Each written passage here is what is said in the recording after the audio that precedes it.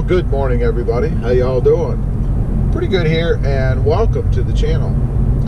Out cruising around this morning, missing my Tundra. And I got to thinking, you know, once you have a Tundra, can you ever go back? Can you ever go back to anything else? You know, I've had several trucks in the past, Fords and Chevys and some Tacomas and even a Nissan, and I always trade them out. And I trade them out because normally they're not performing the way that I expected them to, or that I think they should, or there's some kind of problem with them, and then I get concerned about longevity. So I trade them out and get something else. And occasionally I get caritis, you know, the urge to try a different vehicle. And the Tundra is the first, it's the first one that I've had. I've never had a Tundra before. So I was thinking, you know, is it time to try something else? You know, there's that new Chevy Silverado, looks pretty nice. There's the new Ram with the giant touchscreen in it. That's pretty cool, because I love that kind of stuff. And then there's the higher end, you know, there's the Ford Raptor. That seems to be pretty highly touted, but then I get to thinking, you know, it's still a Ford though. And that kind of puts that fire out a little bit. But then the urge will kick back in, and you know, you see some videos and things on the new Silverado. And again, that looks pretty sharp. But then I have to ask myself, why? Why would I do that?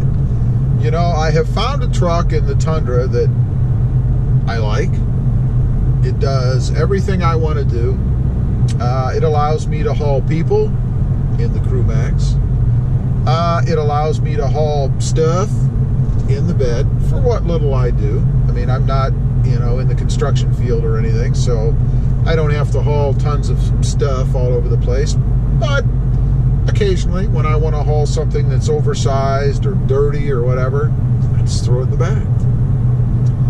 And then there's the appearance of it. You know, I like the Tundra. I think it looks pretty darn sharp, especially in the cement color that I have.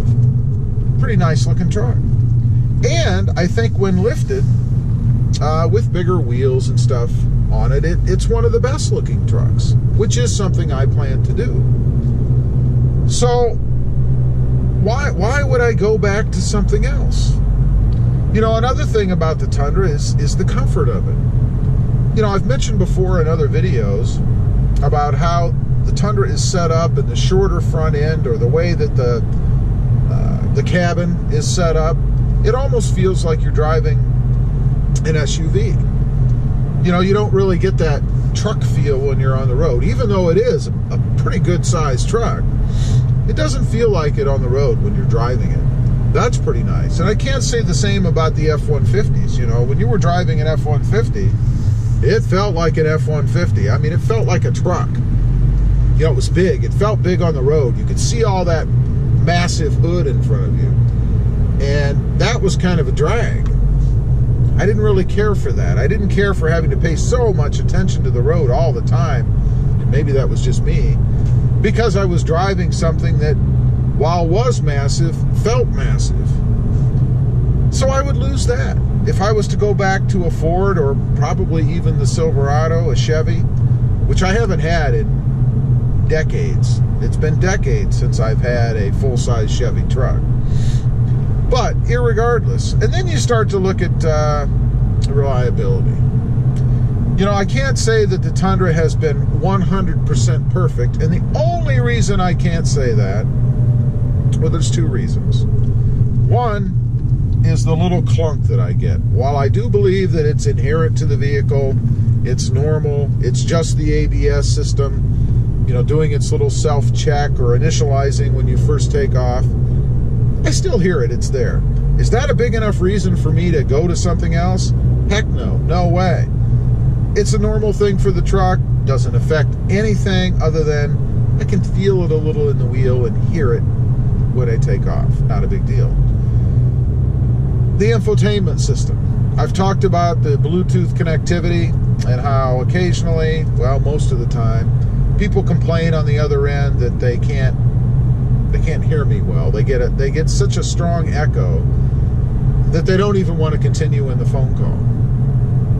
That's a little bit annoying. Now, is that a reason to trade off the Tundra? Heck no. Not at all.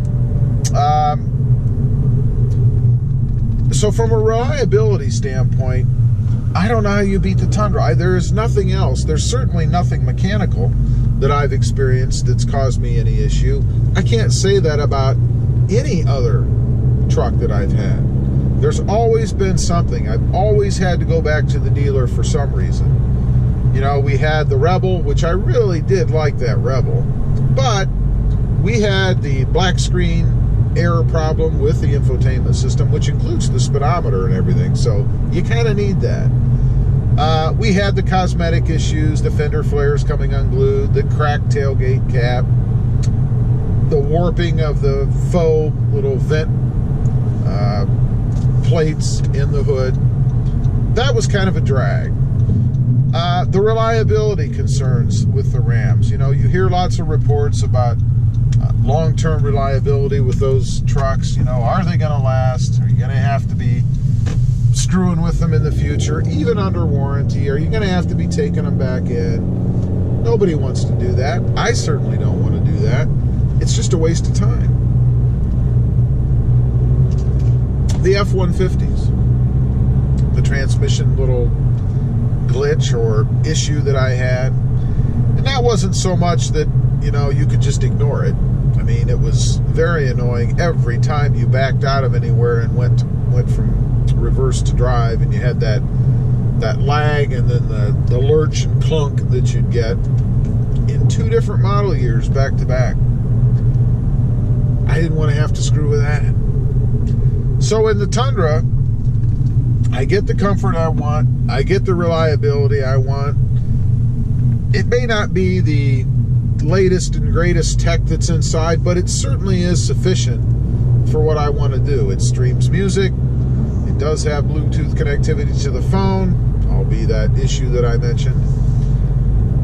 So the only other thing to consider, I guess, if you're really going to nitpick, is fuel mileage. Everybody talks about fuel mileage. Everybody hates hearing about fuel mileage because it's just annoying. If there's anywhere that the Tundra lets you down, it lets me down, it's in fuel mileage. And the only reason I say that, I know it's a truck. People are going to say that, well, it's a truck, you know, you should have known that when you bought it. Well, you should buy a Prius. No, I knew that. But when I have trucks sitting beside each other, and let's say they were all equal, everything being equal, they were all as reliable as the next, they had the same tech, they all look great, but there's a sign on each one that shows miles per gallon, and you've got 1920, 1920, and then you get to the Tundra and you're 14, you know, 13.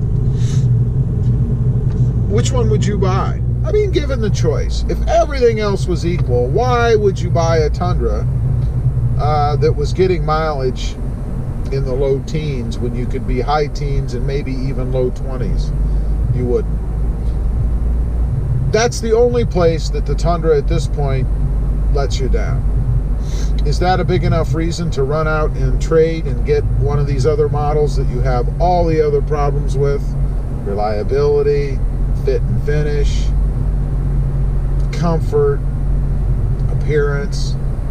Well, no. There's no way that I would run out and get any of these vehicles given their current status on reliability, really. Some of them looks, but mostly reliability and reputation. Even though I do get a bad case of car-itis once in a while. I do start thinking, you know, maybe, just maybe, the other companies have fixed their problems and I'll get one of the good ones. That's one thing sometimes I think when I get into a vehicle that I know there's some sort of a reputation for problems with, is, well, maybe I'll get one of the good ones. I'll get that one that was made on a Wednesday, maybe a Thursday, you know, when the guy building it is feeling good. It's the middle of the week. He just didn't go through a weekend. It wasn't a long holiday. You know, any of that crazy stuff you hear about. Never buy a vehicle that was built on a Monday, right?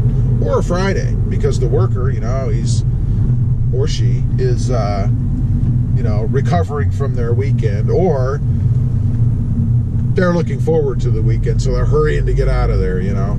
I don't know if there's any truth to that. It does make a little bit of sense, though. But anyway, I don't know how you ever go back to any of these other vehicles once you have a Tundra. I just don't know how you do it. I know I'm not going to do it. As usual, appreciate you guys watching. Please click subscribe if you haven't before. And don't forget to hit that like button. And we'll see you next time on the web. Happy Tundraing.